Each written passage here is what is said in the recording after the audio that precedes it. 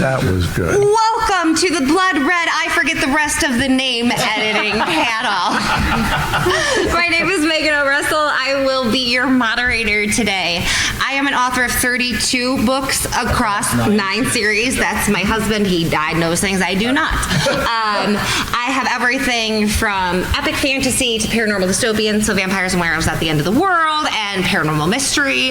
I started off in trad publishing, moved to indie, and I'm now hybrid, so that means that I have some indie publishing and some traditional publishing. And yes, that's me. Can we work our way that way down the line? Introduce your name, your genres. Yeah, we'll stick with that for now. Yeah, all right. Well, I am CCS Jones. I'm also an indie author of Radiant Quill Publishing, and I have 2 series out now, both in fantasy. One is epic fantasy, one is young adult fantasy. And I'll leave it to you now. Hello, I'm Leslie Robin. I'm an author, multi-genre author, but I'm also an editor, and I'm the executive editor for Arcmana Press, and I've edited Galaxy's Edge magazine, also a romance magazine, so I can edit both short form and long form, and I'm primarily a developmental editor and line editor. I'm John Goodwin. I'm the president of Galaxy Press, and I publish, some of you may have heard of Writers of the Future, so I publish the Writers of the Future anthology, and the series I've been involved with that. It's 42 years old, and I've been doing it for 41 of those 42 years. Wow. And our big excitement this year is that we hit 1,000 on the winners being published over the 42 years. So cool. 1,000 people, writers and artists. But anyway, so I guess my significance on this is that I work with a lot of new writers, and I have also Writers of the Future podcast, which has been going on for 6 years, and Ian's been on it, Leslie's been on it. It's been very successful, but it's for new writers to be able to help on that. Anyway, that's me. My name is Steve Saffel. I am a freelance editor who has worked 42 years in publishing, and I've worked at Marvel, I've worked at Random House, I've worked at Perseus, I've worked at Titan. I do science fiction, fantasy, horror. I've done some art books, some memoirs. Because of my journalism background, I can sort of move into a lot of the nonfiction areas too, if I so desire. I like the title of this panel quite a bit because I worked with Dana Fredsty on a zombie trilogy, and it was a really fun one. It started with Plague Town. And when she saw how much blood I put on the page, she was very happy and named me her DEO, so I am the Dark Editorial Overlord. Very nice. And I'm Catherine Monasterio. I have been editing for about 13 years now. I'm freelance, but I primarily work with Catalyst Game Labs, which does Shadowrun and Battletech, short and long fiction game guides. I've also edited for Robotech, the Tiny Dungeons people, and all kinds of other just random companies and individuals, cross-genre.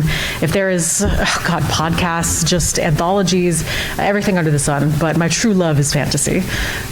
Okay, let's go real quick down this. So everyone here but me is some kind of an editor, right? Cool. I'm not. Publisher, but you think it goes in it's in your wheelhouse. Yeah, I totally didn't mention my editor credits could just pass because you were like, genre, what do you write? And then I didn't know I was on a panel with all other editors, so now we are learning things. Great. So can we go real quick down the line and just tell me, not the full story of why you like it best, but what is your favorite stage of editing? Do you like developmental editing, content editing, line editing? Which is your favorite?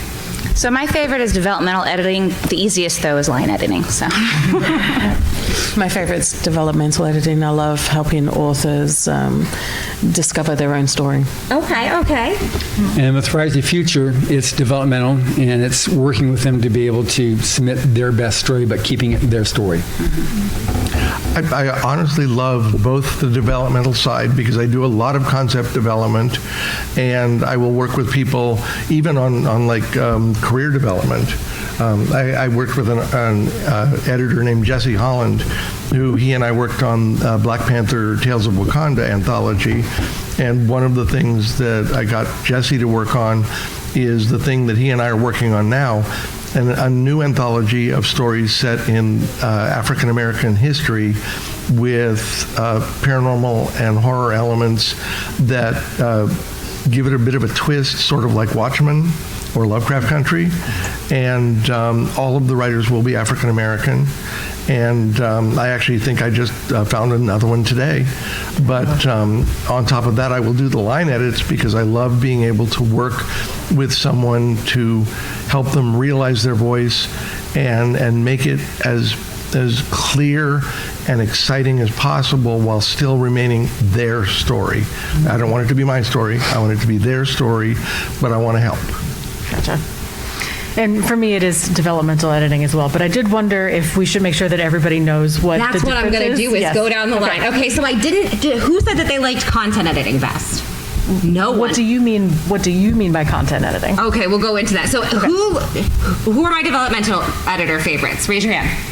All right, can I have two of you talk about a little bit more in depth about what you need from authors, what stage of the book that it comes in? I'm going to split it up so we do like two at a time so that we have time to get through everything.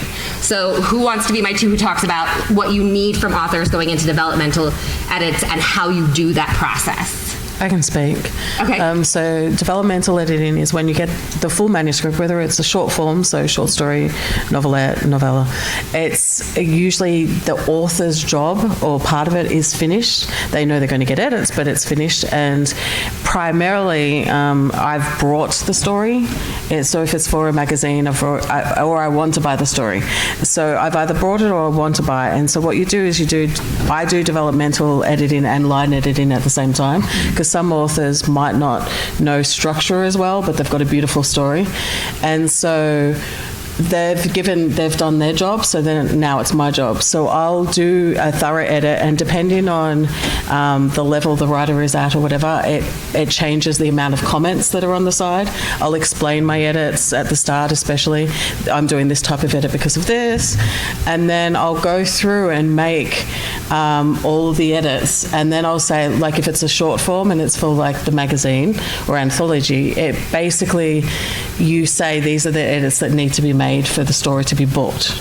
Okay. When it's a novel, we've already acquired the novel, so the novel has been bought, so then it's me working with the author to bring out their best novel. Same process happens, but they've already sold the novel to us, so it's more on working on the book to make sure they have their best book out there, in their voice and so forth, but also so it's the best book our publishing company can put out. Okay, who wants to talk also on developmental edits, but can we dig a little bit more into what kinds of things you really pull out for authors when we're in developmental edits? You wanna do it Like first? what kinds of changes should authors expect to get back from a really good, in-depth developmental edit? Yeah, if you'd like to answer. Sure, I can talk about that. When I get drafts, it's kind of interesting because in the world of Shadowrun and BattleTech, a lot of drafts come to me when they're still kind of in the early stages, which can be a good time for developmental editing, because developmental editing really delves into the broader, I said yesterday in a workshop, like the 1,000-foot view of your novel, which is structure, character arcs, making sure that broader strokes follow through, like your plot points are in place, your villains are showing up at the right time, that structurally it all ties together. So a lot of times I will end up giving feedback about how, your setup is really good, you've got this guy's got the start of a character arc here, you've got these inner demons in place, but then the ending doesn't land. The inner demons are not conquered, and they didn't use that conquering to then go after the antagonist. So we're going to have to rejigger this whole ending because it kind of fell a little flat without that conquering. So we work together to figure out how that's going to happen. A lot of times those things all tie together, so it's kind of difficult to do one without the other, so we have to talk about that. Or other times, we'll have to just talk about the character arc in general, where just this weekend I was talking to one of my authors. We sat down and had a 2-hour conversation where he thought that the character arc was one thing, and I was like, yes, and I think we also need to tie this into her leadership arc as the leader of this mercenary company, where she does this in addition. So we kind of hammered that out. He liked that idea, so we worked on that together. So it's overall larger structure changes that come from reading the whole manuscript together, as opposed to those linear line-by-line copy edits. Can I have one person talk on what you think is the difference between content edits and developmental edits. Like, does someone have something juicy to say about how you tell the difference and what you're looking for if you're looking for someone for a content edit versus a developmental edit? Well, I think I can lay it out because I lay it out in 3 different forms. One is a concept development, and that is where somebody comes in with a concept. It's generally something that they pretty much know what the whole story they would like it to be. But we will often sit on a Zoom call that will have anywhere from like 2 to 10 hours worth of Zoom to talk through a concept and determine how best to get that concept across and how best to structure that concept once it goes to manuscript. I will also read a manuscript where it's literally a read and critique and comment. And in that one, I will often give ideas both for there's something missing here, there's something that really works here, this should maybe be moved here. We had a really interesting, I sat down with one of my authors at breakfast the other day, and one of the comments I had given her earlier, which she's working on a lot, was that she was putting her character through heck. And I really want her to put her character through hell because it's supposed to be horror. And she's getting that completely, but it's sort of showing her what I mean by hell. And also structuring a character. So, for example, this character has an intimate knowledge of plant-based poisons, but it comes into the story about a third to a halfway through the book, and I told her I want you to start as early as like chapter 2, where I want to see somebody say, well, this isn't like your, when you play with your plants. And then I want people to be like, what do you mean? And then later I want to get a little bit more into, well, what plants are these? Oh, these are interesting plants. And then by the time we get to the point that she needs to do something with that knowledge, everybody's like, of course, that's what she does. So that would be a developmental edit because she still needs to execute it. But then a true line edit, I will, is my third layer, which is I will sit down and I will we're going to get into line edits in just a second. Yeah. Sorry, I don't want to skip to line edits yet. We'll get back to those. Sorry. Okay, cool. I will say, to piggyback on that, the main difference between content editing and developmental editing is a lot like, I'm trying to remember names. Okay, Catherine. Huh? Catherine? Catherine. Yeah, it's all a good. lot of like what Catherine said. So your developmental edit is the big picture, right? The big painting. Whereas the content is what paintbrush you're going to use, what oil you're going to use, or what medium you're going to use. Okay, so think syntax, grammar, voice versus the big picture, how it all fits together. So that's the main difference between the two. Okay, can I get 2 people? We'll go back to you for line edits. So so we've talked about our developmental edits. We have our giant picture. We've talked about our content edits. We're digging in. We're getting more into meat of characters, the technical work of doing the book. Yeah. And so now we are into the 3rd stage. We have already gotten our publishing contract, all of those good things. Or if you are an indie author, you are like plowing through to the publishing finishing line, and that is when we hit line edits. So everything is going to be in good shape already. You never hire a line editor till you're sure you like your book, because you're going to have to hire a new one. So can we talk about what line edits are and how line editors help authors create beautiful, polished books? Line editing happens in traditional publishing. It can happen when you're also acquiring, when it's in the short story form. It happens like going like... Yeah, so when it's in the short story form, when you decide you're buying the story, you do the line editing, developmental editing all at once, and then you say, look, if you're willing to accept these edits, the page can literally drip red. Then that's when you buy the story after the author goes through the edits and the editor is happy with the response to the editors. When it comes to novel editing, at least with me, and there's different developmental editors and different line editors, I do the line editing as I'm reading through and making my developmental edits. It happens at the exact same time. So I will have comments on the side saying this, there's a continuity error and this is not following through, and I'll have global edits, which are a lot of those developmental edits, where I say what you started here, the first half of the book is not following through towards the end. I've had to to ask like an author to change their character the whole first half of their book because it was not the right tone for the character, but the second half, her attitude and everything was earned by what was happening. So those are like developmental edits where you're actually changing character in that, but at the exact same time, I am editing the lines, the words, the commas, I am fixing paragraphs and all of that at the same time. So I know not everyone does this the same way, but people that are developmental editors and light editors at the same time, that's often how they do it. They do it in the one pass together.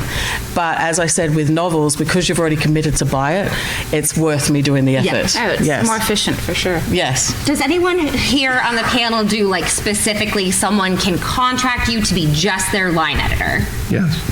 Can you talk about if someone sends you a manuscript, here it is, you are just there for line edits. Can you give us a quick rundown of what your process is looking at that manuscript? Like, what do you as an editor see when you're reading those pages? Well, the first thing I'll do is ask the writer to send me either all or some of the manuscript. I at least want to read it and basically say, okay, this person uses verbs. That's good. So that'll help us move forward. But then I will also, something that I will not charge them for in the slightest is a Zoom call so that we get to talk to each other and we get to maybe have our first date. Because what I want to do is I want to make sure that we're going to be a good match. I don't want to rip somebody off by just basically saying, oh, sure, I'll put blood all over your page, you'll give me money and whatever. I really would like to be, with one short story recently, I asked the person, was this too much? Did I put too much blood on the page? And he honestly said, I think you made my story better, and I think you made me a better writer. And to me, because I have left corporate America, where I've got to deal with a whole lot of crap, and to work with writers who I suppose some of it can be crap, but usually I love working with writers. So it's good crap. I like working with writers, but I do want to have that initial discussion before I actually do whatever they want to hire me to do, because I will charge by the hour for the discussion on like concept development, but I will charge a per word cost for the developmental edit, which is often just I'm reviewing it, I'm doing maybe a few edits to show you the kind of thing I'm talking about, but mostly it's comments. And then I'll charge more for a line edit because that's getting into the weeds. And my goal is to get into that writer's head and have everything that we do be that writer's voice, and that writer is going to get to look at what we've done and tell me if we accomplished what we set out to do.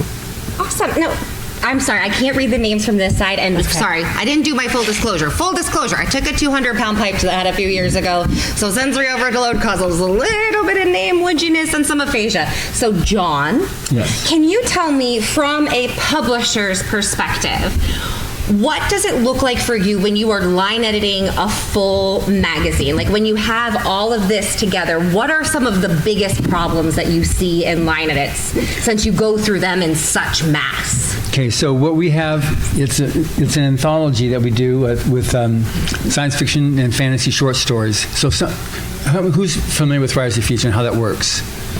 Okay, yeah, so it's an international contest. We have thousands of entries come in every quarter and from all over the world. So on that, I'm a bit of a different take on how I go about this stuff, because every common problem that we have, I get one of our judges to a video to address that, because it's a competition, who's going to win. So I just posted 3 videos with Kevin Anderson, Nedia Corfor, and Rob Sawyer addressing certain points that come up as a common point, because we want people to win because of what they've done. Now, once we've gotten it down, we have our 12 winners. We then go through and because it's a competition, we can't get into changing the story a lot, but Jody Lanai, who's the coordinating judge, will go through and she'll make suggested edits because it's their story. It's really important that if you win because you wrote the story and it's your story and it's your merit. It's already really good by the fact that it's winnowed out all types of competition. Then the thing gets into the sequence, so the sequence of the stories in the book, which is not the question that you asked me to answer. But anyway, what Jody goes through and she does the little points on it. My thing that I do on is make sure if any questions come up, I go through and make sure that we keep it PG-17 on our stories. We're a very specific market that we have.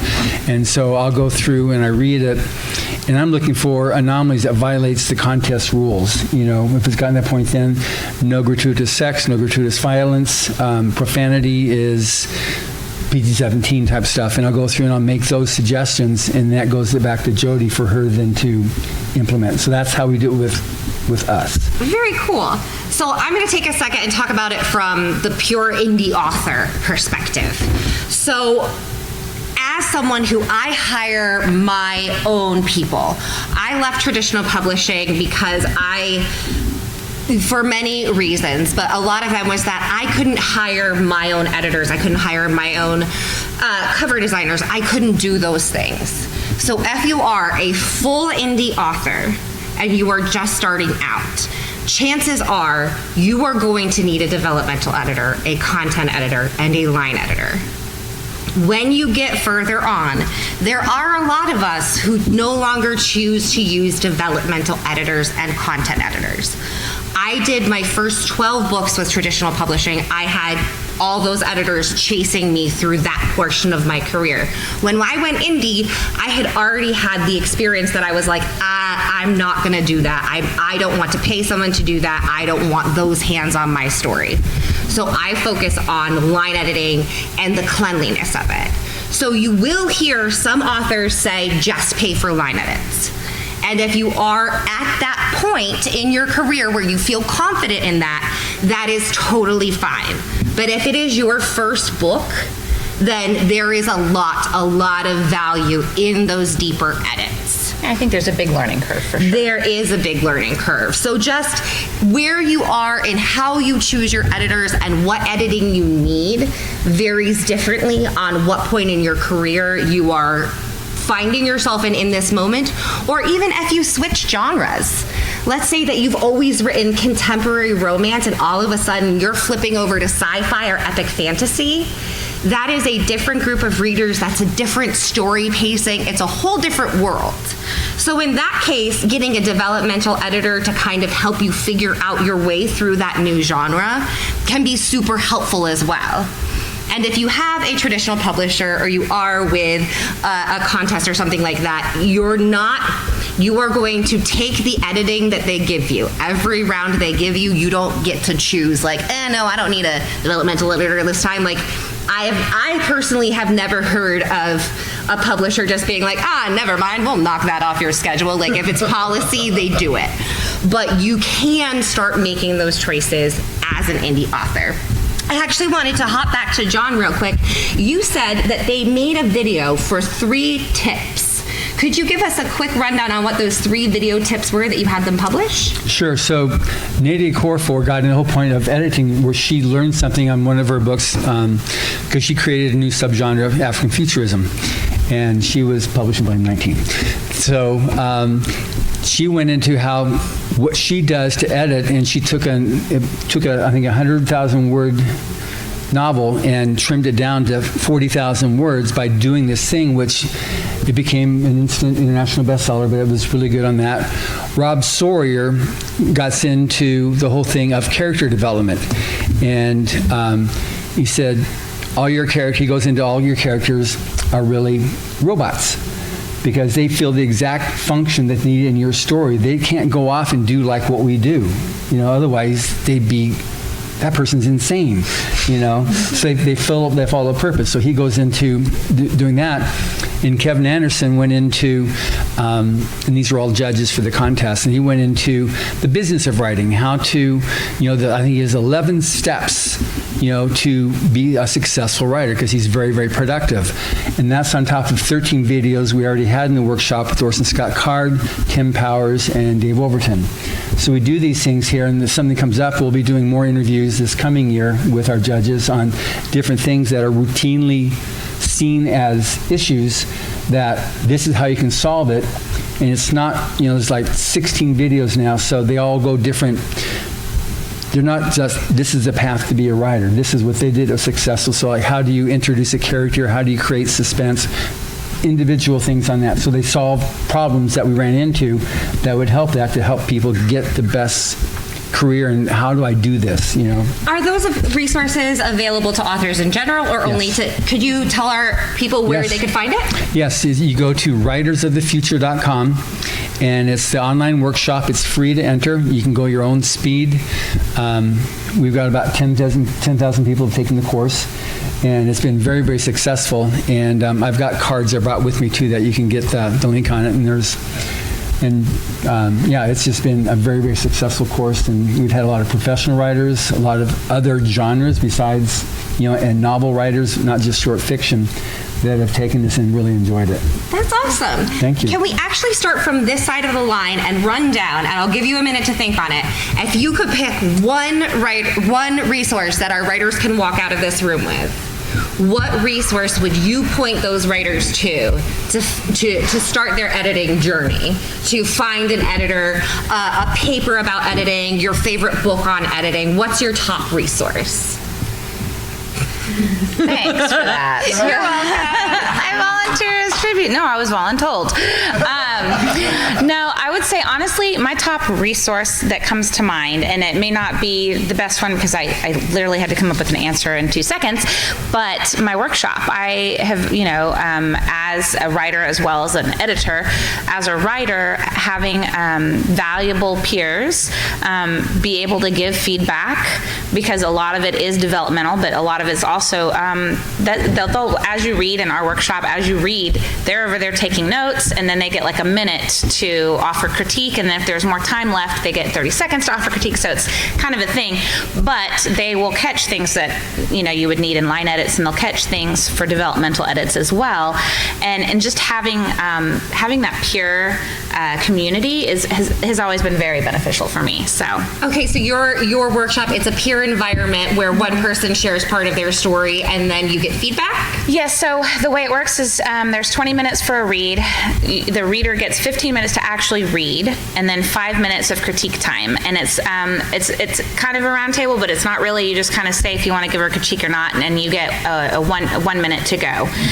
And then other people can have seconds and thirds depending on the time, because some people don't read for 15 minutes. They'll read for 12 minutes and leave the rest for critiquing. And you do have to go in with armor, because it's We've all edited go in with armor. Blood red, but it's also helpful because sometimes you can do query letters as well, and poems. We have poetry, and so I definitely look in your community and see if there's anything like that, and if not, start one.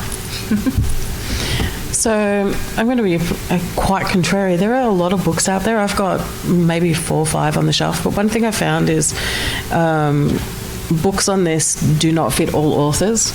There's a very big difference in how we create, and advice from one person that's written this is how you write is not the good advice for someone else. I actually think what you're doing right now is coming to conventions, networking, going up, talking to editors.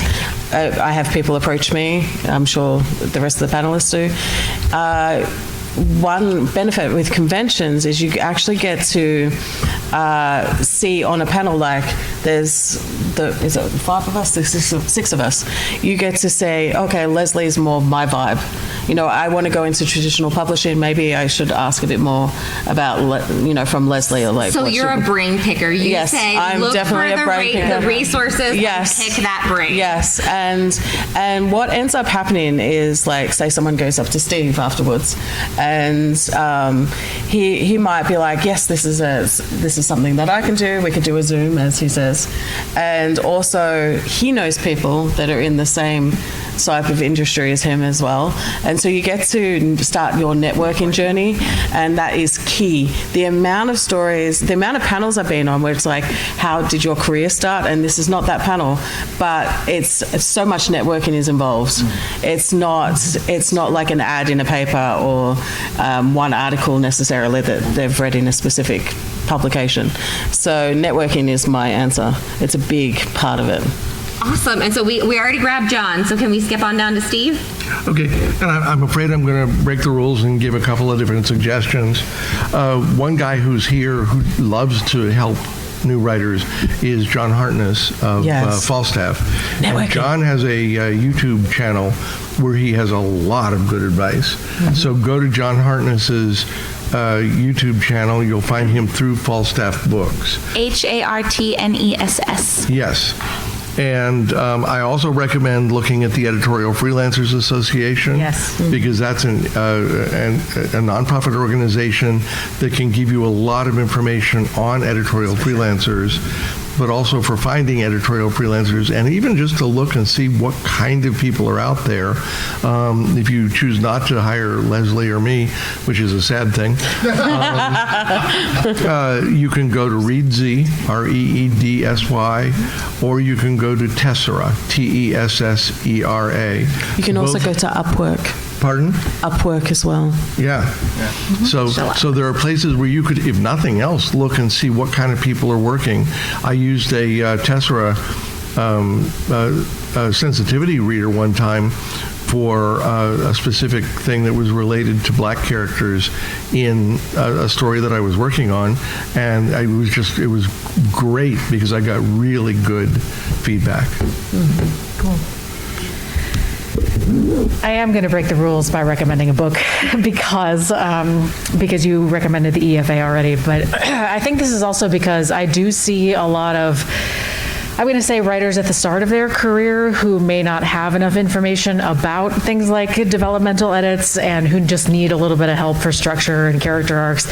And that said, there are infinite kinds of structure. There are infinite kinds of ways to do a character arc, but an author who I feel has written it in kind of, I feel, really easy to understand terms and ways that can apply to almost infinite kinds of story structure is a guy named Larry Brooks, who has this book called Story Engineering. I don't know if you guys have heard of that one, but it's, I feel like it makes it pretty easy to understand if it's not concepts that you're familiar with. He breaks it down pretty thoroughly. And if you just need a place to start with understanding how all that stuff works, it's really great for just wrapping your head around plot stuff. So yeah. I'm going to recommend as an author, there is a group, I always recommend it. It is called Wide for the Win, WIDE. I did not enunciate it properly in a panel this morning, so sorry if anyone thought it was Y for the Win. Oops. It is Wide for the Win. They have a knowledge tree, and in the knowledge tree on their website or their Facebook page, they have resources on what questions to ask when you're interviewing an editor, because you have to remember, if you are an indie author and you are hiring your own editor, they are working for you. You get to interview them. Yes. You are employing them, so it will tell you what questions to ask, what fees are standard. It has a lot of information, so you're going into it with your eyes open and knowing that you are signing a professional contract. You are getting someone who is going to treat your book professionally. So they have a lot of those resources on Wide for the Win, just so you really know what you're looking for. Now, could I May I- go? Oh, you first. I wasn't sure if that was something we were going to speak on this panel, but I wondered if I could say something in addition to that. Sure. If it's not something else we were going to dive into later. Oh, what is it? About hiring a freelance Oh, editor. we're going to get more into that in a bit. Okay, Because great. first I want to know, what are your top 3 tips for someone who is going to hire you? What is it that they can do so that you're like, yes, I want to work with this person again? Start on that end. Okay, we're going to start on that end. But I want to make sure we have lots of time for Q&A, so keep them like pretty, like let's keep it like always send me your whole form, or like something like that, like smaller things. Let me give you just one then. And I apologize if anybody was in my workshop yesterday. I did a workshop about hiring a freelance editor, but I feel like this is just the most important tip for protecting yourself as well as the editor.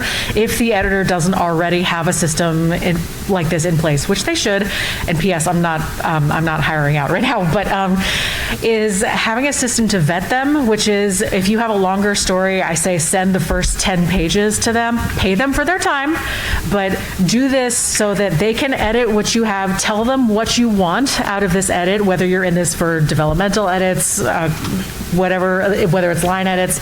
See their editing style in those first 10 pages so that you can understand how they edit your work, so that they can see your work if it's ready for edit, if they actually want to take on your project, so that everybody understands exactly what they're going into. Because if you get those 10 pages back and you realize, oh my God, I don't think I like their style, you have just saved yourself hundreds of dollars and so many hours of wasted time. So do that vetting process first to save everybody time and money. Actually, that's interesting because I will say that I do the Zoom call to see if we can get along. And I'll base some of that on having looked at the bit of material that's been sent. And like I said, I'm looking for verbs. I'm looking for people who know how to use punctuation. I'm praying for the Oxford comma. It'll end up there anyway. Thank you. Sorry. The Oxford comma. But my suggestion is know what you want. So, for example, if you want a light and cheerful edit, probably don't come to me because I am obnoxious as all hell. But I am as obnoxious as all hell on your behalf. But you may find that there's somebody who's a better personality fit. I've done pretty well, but every like I'd say out of all the books I've edited, I've had maybe 3 authors who were like, "What the?" And I've had others who have done pretty well. But the thing is, it doesn't matter what I want. I will choose whether or not to work with you. But more importantly, you're going to choose whether or not to work with me or Leslie or anyone. Okay, so I know, John, you're in a little bit of a different situation. So for someone who is submitting to the magazine, what is your top tip for them? Well, basically, we recommend people do the online course. Because we have entries and then we have honorable mentions, finalists, semifinalists, and winners. And so when you make it to honorable mention, you're like in the top 10 percentile. And right now, a lot of people, so congratulations. So a lot of times I'll see press releases where people publish a novel, they say they don't see honorable mention as a reject. It's a win. You say, I also won honorable mention in Writers of the Future because it's recognized by other publishers. I know you automatically go with that. I was with Toni Weisskopf. She automatically goes through all the winners. Tom Doherty used to do that when he was publisher of Tor. And so the main thing is get through that so it clears up a lot of stuff and how to deals with what you were talking about there. That's one of the things that's gone over, just on the basics of how to start, the middle of a story and the end of a story. So digging through the course, it raised the level a lot, really, really fast. And the other thing too is we encourage people to submit. So that's the other big thing is just write and submit, and the writer becomes a writer by writing. Don't self-reject. Exactly. And so we tell them, the standard rules that you get, but we tell people to do that constantly. And anytime somebody submits, the worst they're going to get is an email saying, thank you very much submitting, submit again. That's the worst you're going to get. But we're giving them all this other advice to help them so they can see what they're doing. And once they get to be an honorable mention, they get, these are the 8 things that you would have missed on to not get beyond this. And then we recommend, then you got the various videos of what you can do to address those points. They don't necessarily all go the same line, but they address those points that you can then pick with. So there you go. Yeah. So with me, with any manuscript, and this is traditional editing too, I want the author to know what I'm going to do to their manuscripts throughout. You want preparedness. So, I really prepare. So I'm a commenter. Yeah, I'm a big on commenting. So at the first, so if it's a sample, I do this, and if it's already a brought novel that I've been assigned, the first 5 chapters is usually my thing, where I will go through and start. Obviously, the developmental editing and all this, but I'll say, okay, so I see that you do this and this and this. This is the type of edits that I'll be pointing out with this. I'm going to mention this 3 times, and then I'm just going to make the edits throughout the rest on this item. Now I see that you also do this. And so I will, it's quite brutal in a way, but I will literally put like hang a coat hanger on everything. Like I will signal post everything that I'm doing and why. And then I'll also, to the actual thing being addressed, say this is why it hasn't worked for me, this is what I think you are aiming for, this is the type of fix. And so developmental editing wise, I'll keep making those comments, like I think you were aiming for this, but in chapter 2 you said this, but this is what's happening here, you've got to change this to, keep continuing. But when it comes to the blood on the page, the red edits, I always signal post everything at the start. And so if it's someone hiring me, they know exactly what they're going to get, for the rest of the rest. But I always also make a point of putting in, I loved what you did here. This is great what you did here, so they know where they've done great. But then I'll be like, I wanted to throw your book across the room with this. This line cannot stay. So, cool. All right. So the con about making other people go first and being last is my brain kind of forgot the trajectory, but I think it was that what should the writer come to with the editor? Like, yes. What do you want? What is the one thing you want people to come to you with? Okay, so as a freelance editor, my main thing ultimately is transparency. I want to know what your end goal is. What is your end game? Where do you want to be at the end of us working together? And I agree a lot with Catherine. I'm sorry, guys. I have issues. Anyways, but yes, a lot of what she said, which is, if an editor is not comfortable with trying out the vibe first, then I don't know that they would be the right one to follow through with. Just because I think and I don't want to speak for everybody, but as a freelance editor, I want to make sure that we have a comfortable relationship and that I'm giving back in a way that you can receive, right? And so I do offer let's just see how the first couple chapters go, and if we work together well, and if you vibe with the feedback I'm giving in the way that I give it, then great. If not, no harm, no foul. Okay, so what I'm going to do is we're going to go down the line again in a second, but I'm going to give you a minute to think. I'm going to be kind. You said that last time. No, I actually am, because I have a piece of advice that comes from the acting world that has nothing to do with this that I want to give. So while I'm doing that, can you think of a 1-sentence warning? So if you can give someone 1 sentence about, like, this is the do not, this is the what I don't want to see, this is the pothole not to fall into, what is your 1 sentence of advice? So I'm going to give my editing advice that I don't think is going to work with anyone on the panel, because I am a privileged little bunny. So I started in musical theater. I am a theater person. The way words sound is more important to me than the way they look. So something that I do, which I don't know of an editor that would do it for you, but what I do as a stage of my editing process always is I make my lovely husband read the entire thing aloud to me, so that I can hear the patter of the words. Even for the narration, I want to make sure that it flows so that someone could speak it. That is important to me. That is not important to everyone's process, but I know several authors who do it, even with having like a Google voice read it to them so that they can catch typos or even inconsistencies. Having someone read it out loud to you so you can get the human rhythm is more helpful. But if you don't have a friend, a partner, or someone to do that with you, then having even just a computer voice read it can be really, really valuable. Your husband must really love you. He does. Well, and to piggyback on that and then go into the topic, another good thing for writers groups, because you are reading it out loud, and as you're reading, you're like, crap, I didn't mean to write it that way, So I agree, reading it out loud and hearing your characters when they say the dialogue, you're sitting there with your pen as you're reading it to your group, and you're like, yeah, that didn't sound right. But to go back to the topic. 1-sentence warning. A 1-sentence warning about if a writer is coming. Just like your one editing thing. It can be if they're coming to you or in hiring an editor. Don't kill me, guys, but it's really work on showing and not telling. I mean, really, I mean, yes, there's a time where telling is okay, but honestly, just, I want to be shown the story. I don't want to be told the story. It might also help to think of it as don't tell, demonstrate. I heard someone say that once, and I was like, ooh, that's interesting. Oh, that is a nice different way to approach someone's brain with the same thing, because I feel like show, don't tell. I feel like we hear it so much, but that's a nice different I think way it's to say it. replace adjectives with verbs or something along those lines. Yeah, that's very cool. Mine ties into that a little. It's earn your exposition.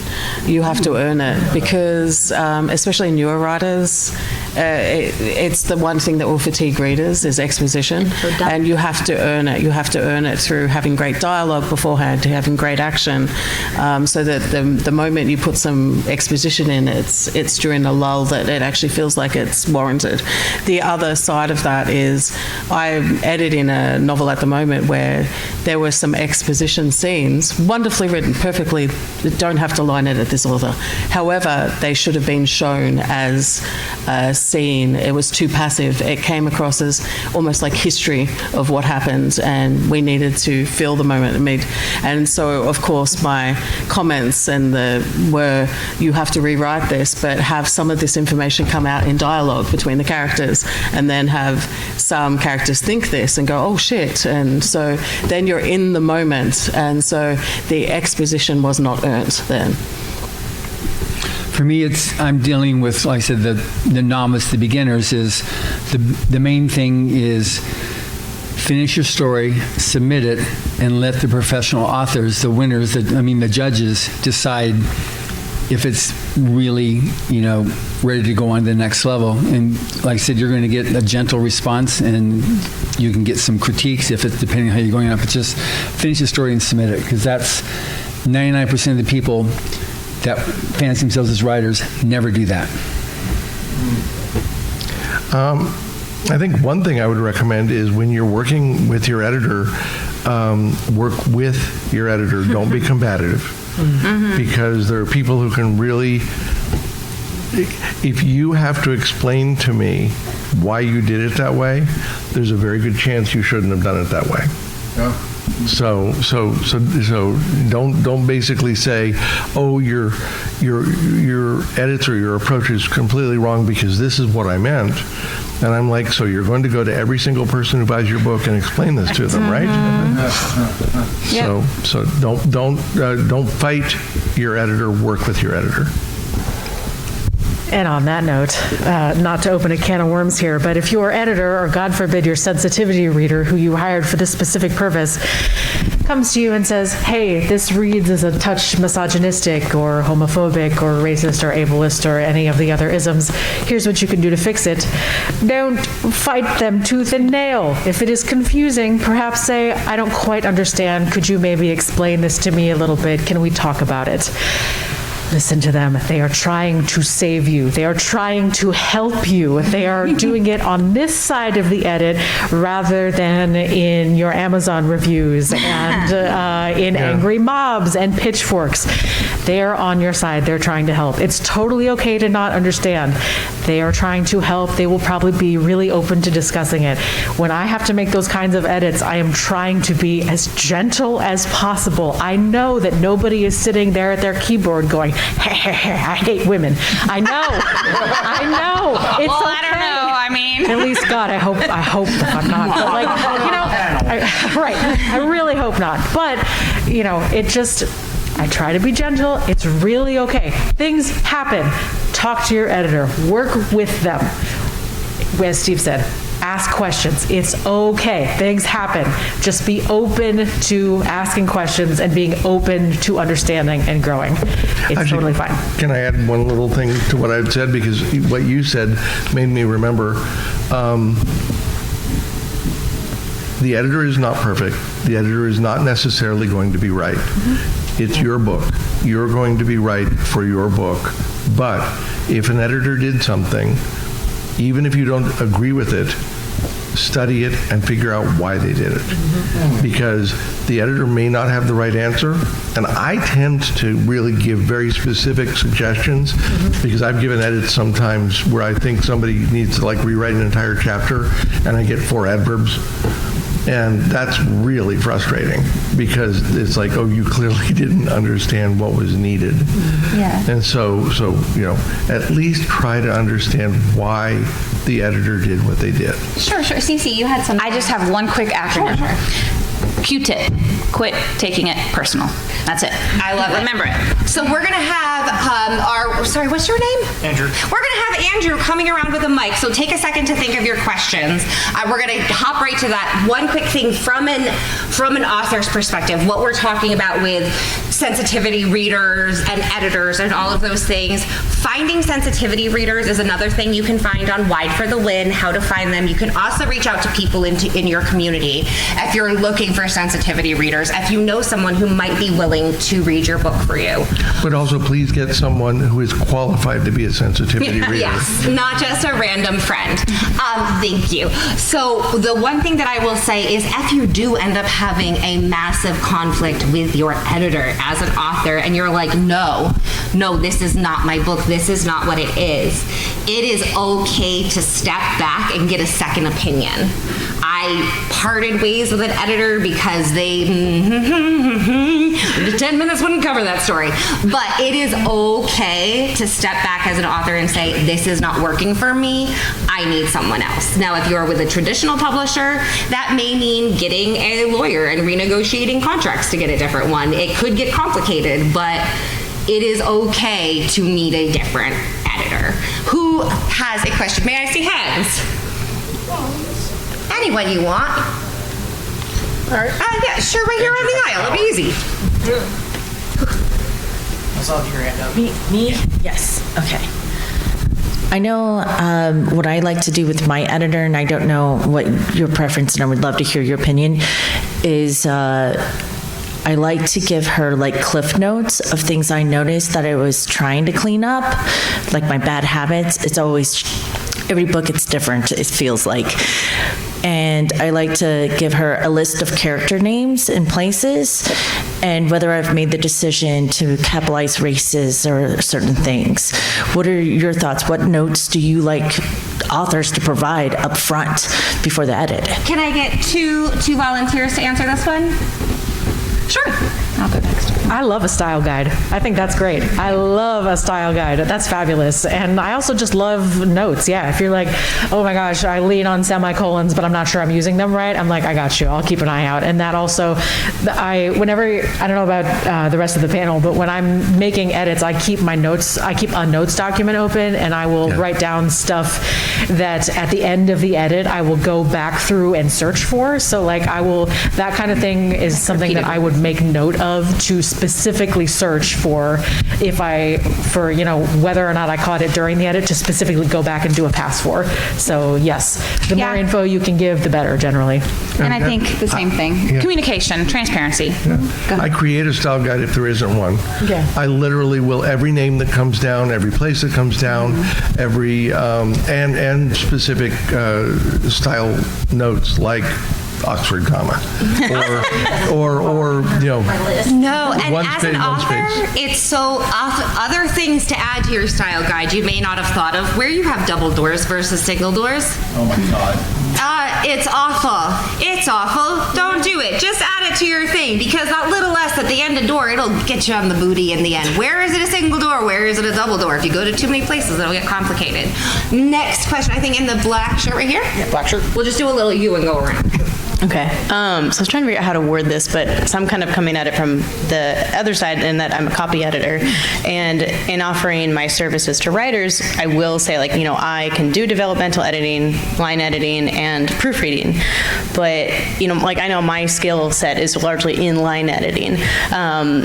But I guess, kind of for writers as well, is it like, oh, it's great to find somebody who can do all three, or is it like, you should really find somebody who can specialize in one and have multiple editors do those different phases? If that question makes sense. It honestly depends on who you are.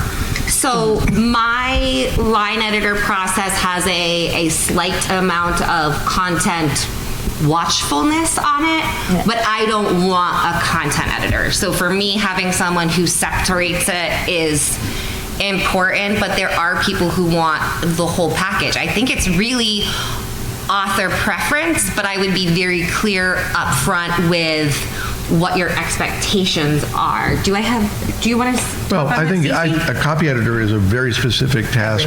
I think copy editors are gods. And I think that I think that every manuscript should be copy edited. Yeah, for sure. In addition to everything else. And when you work for a publishing house, we also have a house style guide. So not only do you have the style sheets that we love authors to obviously give us somewhat of, but usually the editor ends up creating one. And definitely the proofreader, when you get to it, we haven't even talked about any of those sort of levels of editing, but proofreader definitely creates one if there's none that existed, because they're checking, like a copy editor, they're checking for those final things as well as the look of the final manuscript on the page. But a house guide is also where we impose, especially with anthologies and magazines, and everyone has different ways they do certain elements in their stories. It just, while the readers might not notice what they're noticing, they do notice that there's an inconsistency between the stories, and you want the stories to stand out as different, the plot of the stories. You don't necessarily want the editing to be standing out. So I think I saw, who are my people who had hands in the air? We're going to buzz through questions real quick. Each of you gets, one person's going to answer. So what is your question? My question, that's really loud. I'm almost done with the first round of developmental edits I got from a gentleman on Reedsy, Brian Thomas. Pretty expensive, but very much worth it. My question is, as I'm going through the publishing process, how many more rounds of edits and going through editors do you think is necessary? Because that was a pretty comprehensive dev edit. That is going to depend entirely on where you are in your process. The one thing that you cannot go without if you are still doing edits is a final proof, probably a line edit too. Does anyone have a suggestion other than definite line edit once you've gotten that far? I think you're spot on. Yeah. All right. Can we grab the gentleman in the pink sweatshirt with the sake? Not sakis, but sorry. It's socks, not like sake. Thank you. So there's a lot of information online about queries and things like that, and if you're reaching out to agents and trying to submit for publication. But let's say you've found an editor you want to reach out to, what's the right way to reach out to them, have the initial connection via email, and then what should you send with that, or what should you not send with that? Often the editors will have the information on whatever website they're either affiliated with. If it's their personal website, they'll have the guidelines, It's if it's through a website that offers these services, again, it's even when you submit stories to sell, it's read the guidelines. We cannot stress this enough. When it's hiring an editor, obviously there's money involved, so you have a little bit more of a sort of sway. But when it's traditional publishing, where I'm buying, if you've not bothered to look at the general manuscript guidelines, I don't pick you up, So the biggest thing is to look at what is on either the editor's website that you're specifically wanting to, and there's nothing wrong with querying. If you don't have enough information, you can literally say, look, I'm interested in working with you. What's your process? Do I need to send you anything? Could you give us a price list? Some editors are a bit more vague online because they want the query first. So it just pay attention to what's on the website, I would say. All right, our last question. Here we go. So on the developmental side of things, do you encounter situations where an author's trying to respond to the feedback and they get stuck? And when they come to you and they say, I've taken the vacuum apart and I don't know how to put it together again, what advice do you give them? Can I get a hand up for who wants to answer this one? I can do it, but I just answered one. Do you, I think you should go ahead. Go for it. Go. Okay. So I have had responses to edits where they said, I'm not sure what you want in that. And then I will go through in detail and give an example. Half the time I give an example at the time. I can even write write in a little fix and say, look, use your own words, rewrite this, but this is what I'm looking for. But I will say it's not common that happens. But when you do a full developmental edit, there's always, we'll say like 90% gets covered, but there's always what I call pick-up questions and that afterwards, and where an author is saying, look, I'm not sure what you meant, I tried this. And believe me, I want your book to be as the best form of your book as possible. So I will then try to explain better. And I will do the work in trying to explain it to you. I might then give you a concrete example, and if you don't understand after that, well, then that I've never encountered that, but yeah. Go cry in a corner and then try again. Yeah. All right, we're gonna buzz through real quick. It's almost the end of the con, so hopefully this will go fast. Let us know where else people can find you for the rest of the weekend. My last one is tomorrow at 11:30 a.m. Make Me Laugh, Writing Humor in SpecFic. Yeah, this is it for me, but you can find me at ccsjones.com and grab a bookmark at the little table over there on your way out. I'm the only one of my name on the internet, so if you look up my name, you'll only find me. I have no more official commitments at this con, so the only way you'll find me is if you stalk me. Dun, dun, dun. All righty. So I'm here tomorrow. I'm at booth 1413 in the expo hall, and I also have a big booth also in the art show. And then if you're interested, I've got these cards here, which gives the QR code or the webpage. You can go for anything else on Rise to the Future. I am through my 10 panels. I have a breakfast tomorrow, but you're not invited. Sorry. But if you want to contact me after the show, I've got my cards here, so feel free to come up and get one. I am done for the rest of the weekend, but you can find me on Blue Sky at Catherine Was Here. I also recently now have an award-winning Shadowrun novella that just came out last year called The Rules of the Kaido Club. That's Kaido, the Kaido Club. If you like The Fast and the Furious and Sapphic Rivals to Lovers, then you're going to love Rules of the Kaido Club. So look that up. It's a fun time. I also think there's some good names up here, but Monasterio, is that how it's pronounced? Yes, Monasterio. It's like a monastery, but just with an I and an O. Astonishingly good. You win the last name contest. It's aesthetic. Thank you. Thank you so much. Some bookmarks and some badge ribbons if people are still collecting badge ribbons up here. I'm going to hang out for a minute. If anybody has any more questions, I don't know if anybody else wants to hang out and answer any more questions, but thank you so much for joining us, and we are out of time. Yay.